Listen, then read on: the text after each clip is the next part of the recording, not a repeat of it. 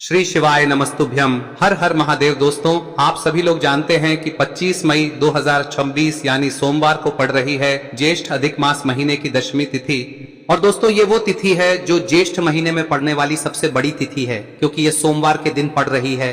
और इस दिन गंगा दशहरा का व्रत भी रखा जाएगा और इसका बहुत ही बड़ा और विशेष महत्व होता है।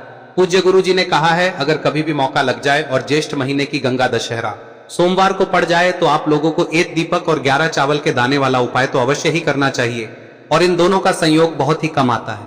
और दोस्तों, पूज्य गुरु जी ने अपनी शिव महापुराण की कथा में बताया है, इस दिन आपको 11 चावल दाने वाला उपाय तो अवश्य ही करना चाहिए, क्योंकि ऐसा दिन पूरे साल में सिर्फ एक ही बार आता है।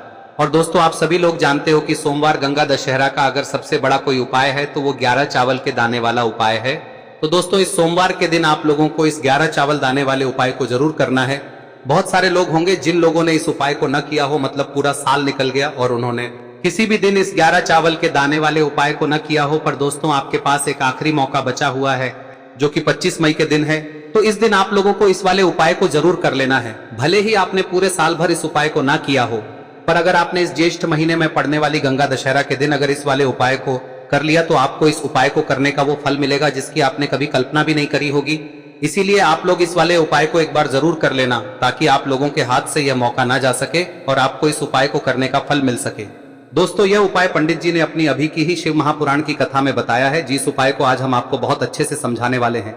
इस वीडियो को देखने के बाद इस उपाय को समझने के लिए आपको कोई और वीडियो को देखने की जरूरत नहीं पड़ेगी। तो चलिए दोस्तों, उपाय को शुरू करते हैं। देखिए, यह इस ज्येष्ठ महीने के सोमवार के दिन यह इतना खास होता है, इतना महत्वपूर्ण होता है।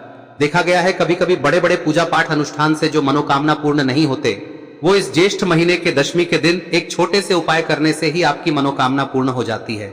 और बहुत सारे लोगों ने इस उपाय को किया भी है और उनको इस उपाय को करने का फल भी जरूर मिला है। अगर आप लोग भी इस उपाय को सोमवार गंगा दशहरा के दिन करना चाहते हैं तो आप इस उपाय को पहले अच्छे से समझ लेना, सुन लेना, उसके बाद करना। आपको इस उपाय का फल जरूर मिलेगा। और इस उपाय को कर लेने से आपके घर में चाहे किसी भी प्रकार की दुख और समस्या क्यों ना चल रही हो, आपको उसका कारण भी नहीं पता है कि भाई यह समस्या किस कारण से चल रही है, उसका कुछ भी कारण हो सकता है, जैसे पितृदोष हो सकता है या किसी भी तरह का मंगल दोष भी हो सकता है। तो इस दिन आप लोगों को यह वाला उपाय कर लेना है। यह एक ऐसा उपाय है जिस उपाय को अगर किसी विशेष दिन पर किया जाए तो भाई उस विशेष दिन का जो है वह तो हमें मिलता ही मिलता है। पर हमने उस दिन पर इस उपाय को किया है तो हमें उससे भी बड़ा फल मिलता है, और फल बहुत जल्दी मिलता है, क्योंकि आप इस उपाय को बहुत ही बड़े और विशेष दिन पर कर रहे हो। तो चलिए अब उपाय के बारे में बात करते हैं, लेकिन उससे पहले आप लोगों को यह जानना आवश्यक है कि आखिर यह उपाय किस समय करना है, किसको करना है और कैसे करना है। तो चलिए हम आगे आपको वीडियो में एक एक करके बता देते हैं। लेकिन उससे पहले अगर आप लोग हमारे चैनल पर नए हैं तो हमारे चैनल को सब्सक्राइब कर लेना और इस वीडियो को लाइक करके कमेंट बॉक्स में श्री शिवाय नमस्तुभ्यम ओम नमः शिवाय जरूर टाइप कर देना। और अपने फायदे के लिए, गरीबी दूर करने के लिए इस वीडियो को पूरा देखकर जाना, तभी आपको लाभ की प्राप्ति होगी। यदि आज आपने वीडियो को बीच बीच में से देखा, काट काट कर देखा, तो आपको जीवन में कभी सफलता हासिल भी नहीं। तो दोस्तों, इस 11 चावल के दाने वाले उपाय को हमें इस सोमवार के दिन कैसे करना है, किसको करना है, किस समय करना है और कहां पर करना है, ये सारे सवालों के जवाब आपको इस वीडियो में मिल जाएंगे। और जो ये वीडियो देखेगा भाई, उसको 11 चावल के दाने वाला उपाय जरूर करना चाहिए, क्योंकि इस दिन एक चावल के दाने का भी बहुत ही बड़ा और विशेष महत्व होता है। और जब बात आ जाए 11 चावल के दाने की तो ये सोने पे सुहागा वाली बात हो जाती है और ये एक बहुत ही बड़ा उपाय हो जाता है इस सोमवार गंगा दशहरा का। तो अब दोस्तों, इस 11 चावल के दाने वाले उपाय को आखिर करना किसको है, सबसे पहले हम लोग वो बात जान लेते हैं। तो देखो, घर की जो बड़ी माताएं बहनें होती हैं, उन माताओं बहनों में से कोई भी एक बड़ी माता बहन इस वाले उपाय को कर सकती है। और दोस्तों, अगर आप चाहें तो अपने घर में से सभी सदस्यों को भी इसको करवा सकते हैं। अगर किसी व्यक्ति की खुद की कोई मनोकामना है, खुद की कोई दुख और परेशानी है जो कि वो अपने लिए ही करना चाहता है, इस वाले उपाय को तो वह खुद अपने लिए भी कर सकता है। बाकी अगर कोई घर में से ऐसा है जो कि अपने पूरे घर परिवार की सुख और शांति के लिए ये वाला उपाय करना चाहता है, तो भाई वो भी कर सकता है, उसमें भी कोई दिक्कत वाली बात नहीं है। कहने का मतलब यह है कि इस उपाय को हर के सदस्य भी कर सकता है और पूरे घर परिवार के सदस्य के लिए घर की बड़ी माताओं बहनों में से कोई एक माता बहन भी कर सकती है। माताएं बहनें अगर घर में उपस्थित ना हो या वो ये वाला उपाय ना कर पा रही हो, तो फिर घर का कोई बड़ा सदस्य भी इस 11 चावल के दाने वाले उपाय को कर सकता है, चाहे फिर वो पुरुष ही क्यों ना हो, उसमें कोई भी दिक्कत वाली बात नहीं है। अब दोस्तों, इस 11 चावल के दाने वाले उपाय को हमें करना कहां पर है? हमें इसे शिव जी के मंदिर में जाकर करना है।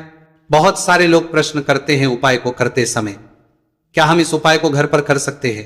तो इस वाले उपाय को आप घर पर नहीं कर सकते हो। इस वाले उपाय को करने के लिए आपको शिव जी के मंदिर ही जाना पड़ेगा। उसके बाद में दोस्तों जो अगला प्रश्न निकल कर आता है वो ये आता है इस उपाय को लेकर कि आखिर इस उपाय को हमें किस समय करना है? सुबह के समय करना है कि शाम के समय करना है? तो देखो, इस वाले उपाय को आप लोग सुबह के समय भी कर सकते हो और शाम के समय प्रदोष काल में भी कर सकते हो। अब अगर आप पूछो कि भाई सबसे उत्तम समय कौन सा रहेगा इस 11 चावल के दाने वाले उपाय को करने का, तो हम आपसे बस यही कहेंगे कि इस उपाय को आप सुबह के समय करेंगे तो ज्यादा बेहतर होगा। बाकी अगर प्रदोष काल शाम के समय भी करेंगे तो भी अच्छा होगा, उसमें कोई भी दिक्कत वाली बात नहीं है। तो अब दोस्तों जो अगली सबसे बड़ी और महत्वपूर्ण बात आती है वो ये आती है कि सुबह अगर हम उपाय को करेंगे तो हमें कितने बजे से लेकर बजे तक के बीच में करना है, और शाम के समय प्रदोष काल में करेंगे तो हमें कितने बजे से लेकर कितने बजे के बीच में करना है। तो देखो, सुबह जितनी जल्दी हो सके आप उपाय को करने की कोशिश करना।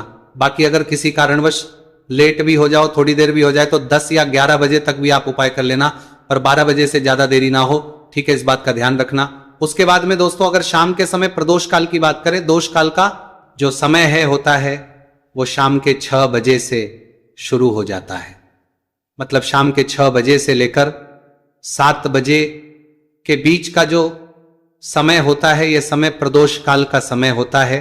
पर अभी जो मौसम चल रहा है, इस मौसम में जो है शाम बहुत देरी से होती है, तो आप इस उपाय को 7 या 8 बजे के बीच में भी कर सकते हो। मतलब शाम के 6 बजे से रात 8 बजे के बीच में आप कभी भी इस वाले उपाय को कर सकते हो, उसमें कोई भी दिक्कत वाली बात नहीं है। अब दोस्तों यहां पर इस उपाय को लेकर एक और सबसे बड़ी बात यह निकल कर आती है कि इस 11 चावल के दानों को हमें लेना कहां से होता है, और हमें इस उपाय को करने के साथ में क्या और कुछ भी सामग्री ऐसी होती है जो शिव जी के मंदिर लेकर जानी है। तो देखो यहां पर हम आपको बता दें, सबसे पहले आप लोग ये जान लो कि ये जो 11 चावल के दाने वाला उपाय है, सिर्फ और सिर्फ आप उपाय की सामग्री लेकर कभी भी शिव जी के मंदिर मत जाना, क्योंकि हमें भगवान के सामने ये नहीं दर्शाना है कि अगर हम भगवान शिव जी के मंदिर आए हैं तो अपने फायदे के लिए आए हैं। तो इसलिए जो भी पूजन सामग्री है, उपाय सामग्री है 11 चावल के दाने, इसके साथ में आपको पूजन सामग्री भी जरूर लेकर जाना है। देखो, अगर सुबह के समय उपाय कर रहे हो तो सीधी सी बात है, 1 लोटा जल तो आप लेकर जाओगे ही जाओगे। वही 1 लोटा जल अगर मिट्टी का जल हो तो बहुत अच्छा रहेगा। मिट्टी का जल कैसे बनाया जाता है, इसके लिए हमने पहले से बहुत सारी वीडियोस बना दी है। आपके पास इस दिन एक आखिरी मौका रहेगा मिट्टी का जल शिवजी पर चढ़ाने का और उपाय को करने का, बहुत बड़ा आपको इस दिन फल मिलेगा। तो इसलिए इस दिन हो सके तो भाई मिट्टी का जल चढ़ाना, तो अपने साथ में कम से कम 1 लोटा जल तो आपको लेकर जाना ही जाना है। अगर मिट्टी का जल नहीं है तो घर का जल भी आप इस्तेमाल कर सकते हो। इसके अलावा जो भी पूजन सामग्री है, देखो 11 चावल के दाने ये अलग आपके रहेंगे और जो आपकी पूजन सामग्री रहेगी वो अलग रहेगी। पूजन सामग्री में आप जो भी चीज लेकर जाना चाहे वो लेकर जा सकते हैं, उसमें कोई भी दिक्कत वाली बात नहीं है। वही अगर हम बात करें शाम के समय की, तो शाम के समय शिवजी पर जल नहीं चढ़ता है, इसीलिए शाम के समय आप लोग एक दीपक तैयार कर ले जो कि गोलबत्ती का, आटे का, शुद्ध देसी गाय का घी का होगा है। इस बात का आप लोगों को ध्यान रखना है और इस दीपक को आपको घर से जलाकर नहीं लेकर जाना है, भगवान शिव जी के मंदिर में जाकर ही जलाना है। इस बात का भी आप लोगों को ध्यान रखना है। अब दोस्तों यहां पर हमें इस बात को समझना है कि ये 11 चावल के दाने हमें लेना कहां से है, क्या हमें दुकान से लेकर आना है या हमें अपने घर से लेना है या कहां से लेकर आना है और कौन से चावल लेना है, क्योंकि चावल भी बहुत प्रकार के होते हैं। तो देखो इन सभी सवालों के जवाब आप लोग एक बात में सुन लो कि भाई ये जो है इस उपाय में आपको ये नहीं देखना है कि भाई कौन से चावल है कौन से चावल नहीं है, बस जो भी चावल ले रहे हो वो चावल का दाना सबूत होना चाहिए, मतलब साबुत होना चाहिए, टूटा हुआ नहीं होना चाहिए, कटा पीटा नहीं होना चाहिए। ये बात आपको ध्यान रखना है। बाकी आपका चावल बासमती हो या सादा चावल हो या कोई सा भी चावल हो, उसमें कोई भी दिक्कत वाली बात नहीं है। तो सीधी सी बात है कि आपके घर के रसोई घर में जहां पर आप भोजन बनाते हो वहां पर जो भी चावल आपके उपस्थित हो उन चावलों में से अपनी एक कटोरी लेना या एक मुट्ठी चावल अलग से निकाल कर रख लेना, क्योंकि हम 11 चावल ही यहां पर इस उपाय में लेने वाले हैं। तो हमें यह चावल के दाने गिनकर निकालने पर डटेंगे, इस बात का आप लोगों को ध्यान रखना है।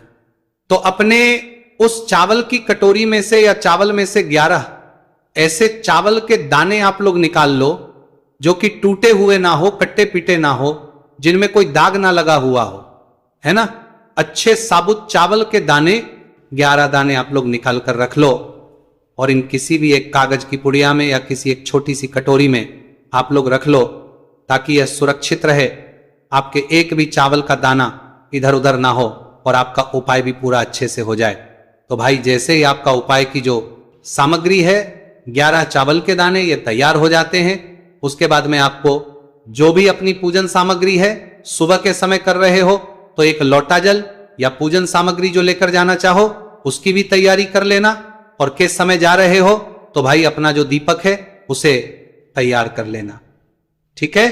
और उपाय को करते समय शुद्धता का विशेष रूप से ध्यान रखना, ठीक है। सुबह सुबह स्नान करने के बाद ही उपाय को करने की आप लोग तैयारी करना। उसके बाद अगर शाम के समय की बात करें तो शाम के समय आपको स्नान करने की जरूरत नहीं है, पर शुद्धता का ध्यान रखना है। आपको स्नान तो नहीं करेंगे, आप हाथ मुंह धोकर भी इस वाले उपाय को शाम के समय प्रदोष काल में कर सकते हैं, इसमें कोई की बात नहीं है। तो आप अपने उपाय की पूरी सामग्री तैयार करके आपके पास ही में जो आपका शिव मंदिर हो वहां पर पहुंच जाइए। सबसे पहले शिव मंदिर में जाकर आप लोगों को उपाय नहीं करना है, पहले भगवान के दर्शन करना है, भगवान से आशीर्वाद प्राप्त करना है, फिर शिव जी की शिवलिंग के पास में आना है। शिवलिंग के पास में आने के बाद आप जो पूजन सामग्री लेकर आए हुए हैं, जैसे कि सुबह गए हुए होंगे तो एक लोटा जल और जो भी पूजन लेकर आए हैं आप उनसे भगवान शिव जी की पूजन कीजिए। सबसे पहले तो एक लोटा जल ही चढ़ेगा, उसके बाद में आपकी पूजन सामग्री चढ़ेगी। उसके बाद में अगर दोस्तों शाम के समय अगर आप इस उपाय को कर रहे हो तो अपने साथ में कम से कम एक जो दीपक है गोलबाती का जो आप अपने साथ में लेकर गए हो उस दीपक को मंदिर में जाकर अपनी माचिस से जलाना है और उस दीपक को शिवलिंग के पास में रखना है, ठीक है। इस दीपकों के बाद ही आप लोगों को अपना ये वाला उपाय शुरू करना है और दीपक को ज्यादा पास में मत रखना, वैसे भी गर्मी पड़ रही है, भगवान शिव जी को आंच नहीं लगनी चाहिए, है ना। तो भाई जैसे ही आपकी पूजा अर्चना हो जाती है आप भगवान शिव जी को प्रसन्न कर लेते हैं। उसके बाद में शिवलिंग के पास ही में आप कहीं पर बैठ जाइए, सामने या आसपास जिस जगह पर आपको बैठना हो वहां पर बैठ जाइए और अपने वो 11 चावल के दाने अपने सामने निकाल कर रख लीजिए, क्योंकि अब यहां पर करने की आपको तैयारी करना है। और इस तरीके से जब आप उपाय करेंगे पूजन सामग्री करने के बाद, पूजन अर्चना करने के बाद, तो आपको उपाय का फल बहुत जल्दी और बहुत बढ़ा होकर मिलेगा। तो अपने 11 चावल के दाने अपने सामने निकाल कर रख लेना। और ये जो उपाय है ये आपकी सीधे हाथ की हथेली से होगा, इसलिए इस बात का भी विशेष रूप से ध्यान रखना है। तो सीधे हाथ की हथेली का प्रयोग करके ही आप लोग अपना इस वाले उपाय को करना।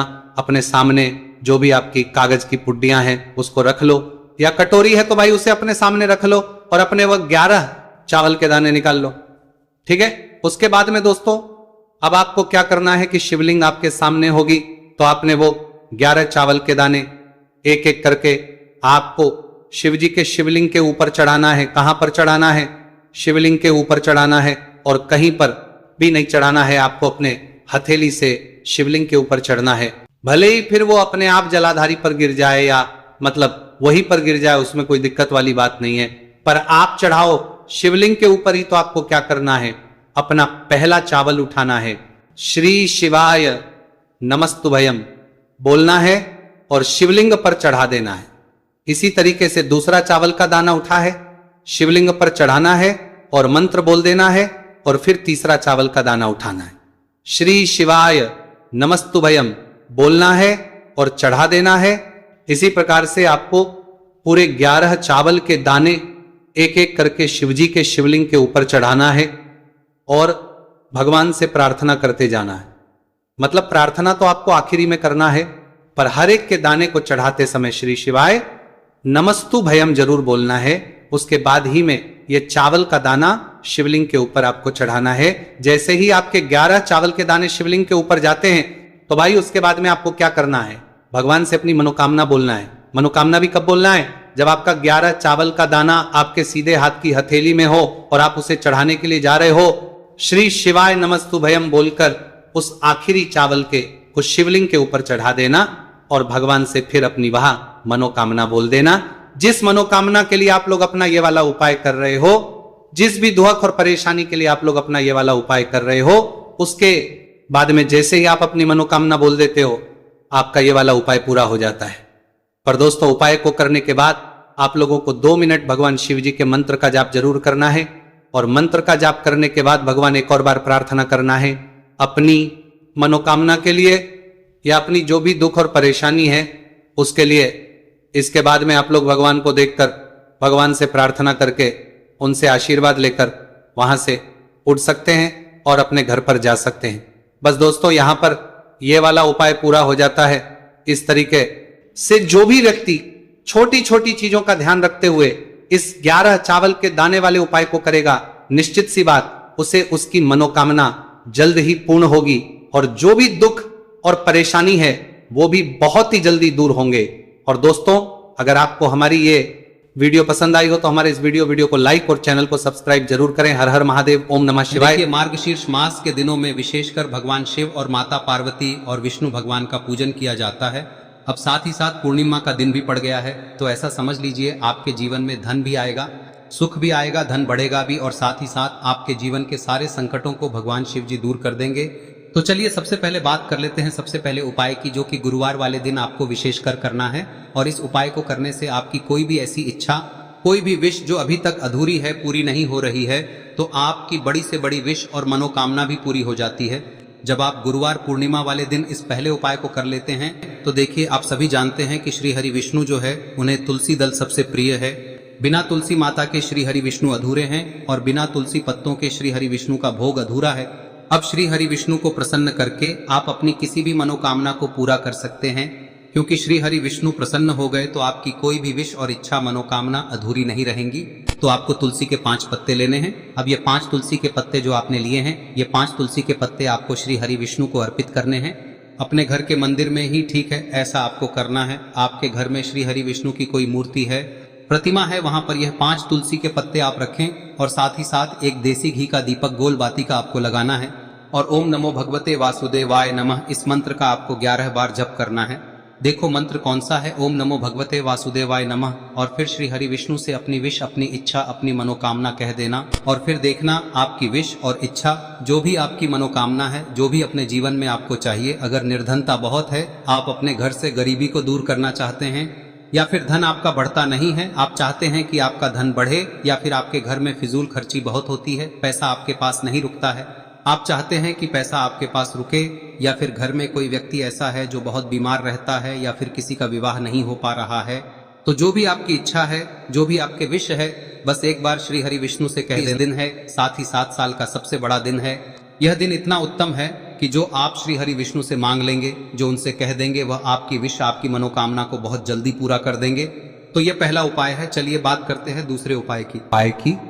देखो, यदि आपके जीवन में आर्थिक संकट बहुत अधिक हो रहे हैं, धन की समस्या लगातार जीवन में बनी हुई है, एक एक रुपयों को प्राप्त करने के लिए आपको बहुत अधिक मेहनत कर रहे हैं, तो आज रात्रि में सोने से पहले आपको हो यह चमत्कारी दीपक का उपाय अवश्य करना है। या फिर यदि आप